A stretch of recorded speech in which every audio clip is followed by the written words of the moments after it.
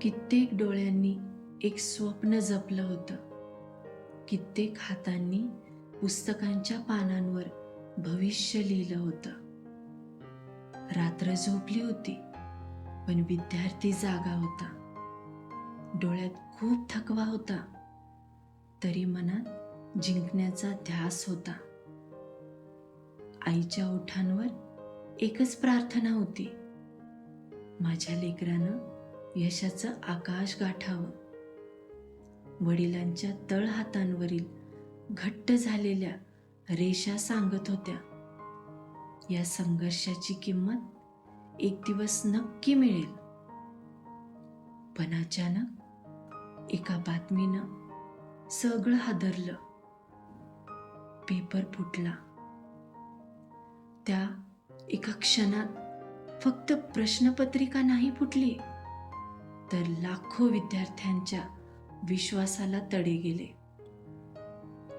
ज्यांनी महिनोन महिने मेहनत केली, स्वतःच्या इच्छा बाजूला ठेवल्या, प्रत्येक क्षण भविष्याच्या नावावर केला, त्यांच्या हातात पुन्हा एकदा अनिश्चिततेची वही आली.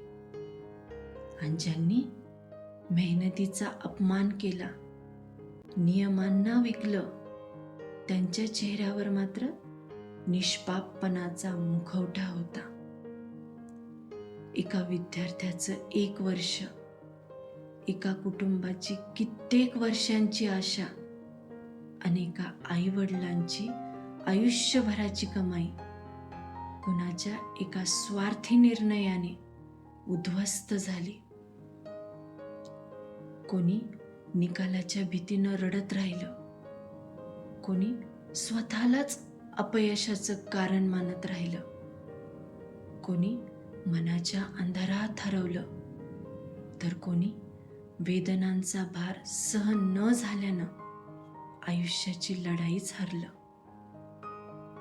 पण लक्षात ठेवा, एखादा विद्यार्थी निघून जातो तेव्हा फक्त एक व्यक्ती जात नाही, एका घरातला आनंद शांत होतो, एका आईच्या डोळ्यातील स्वप्न विसतात, एका वडिलांच्या कष्टांना शब्दच उरत नाहीत.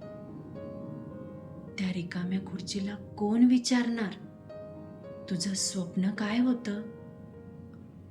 त्या अश्रूंना कोण उत्तर देणार, तुमच्या लेकराची चूक काय होती? मेहनत करणं, प्रामाणिक राहणं, का स्वतःच्या भविष्यासाठी झगडणं? जर प्रामाणिकपणाला पराभव मिळणार असेल, तर विद्यार्थ्यांना आशा दाखवण्याचा अधिकार कोणाला आहे? जर मेहनतीपेक्षा ओळख, पैसा आणि फसवणूक मोठी ठरणार असेल, तर शिक्षणाच्या मंदिराला बाजारपेठ बनवण्याचा अधिकार कोणाला दिला? आज विद्यार्थ्याला फक्त सांत्वनाचे शब्द नकोत, फक्त आश्वासनांचे कागद नकोत, हवा आहे फक्त न्याय. कारण विद्यार्थी हा आकडा नाही, तो एका कुटुंबाचा श्वास आहे. त्याचे गुण म्हणजे फक्त संख्या नाही, ते त्याच्या संघर्षाची कहाणी आहे. शिक्षण ही स्पर्धेची रणभूमी असू शकते, पण ती भ्रष्टाचाराची बाजारपेठ कधीच होऊ नये. कारण प्रत्येक पेपर फुटीमागं फक्त प्रश्न बदलत नाही, तर लाखो विद्यार्थ्यांच्या आयुष्याचा मार्ग बदलतो.